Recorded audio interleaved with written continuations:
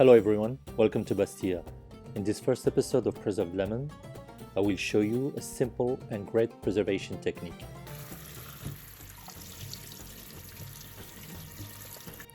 Just cut the lemons into quarters, almost all the way through.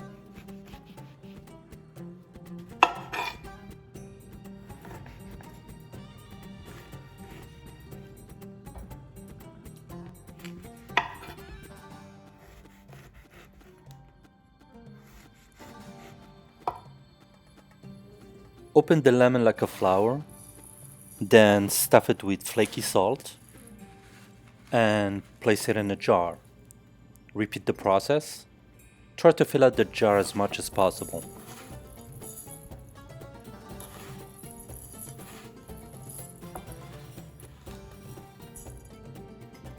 Next, add pre-squeezed lemon juice and cover with salt. Voila!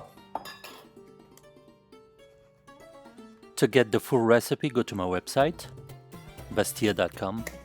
I hope this has shown you how easy it can be. Go make some.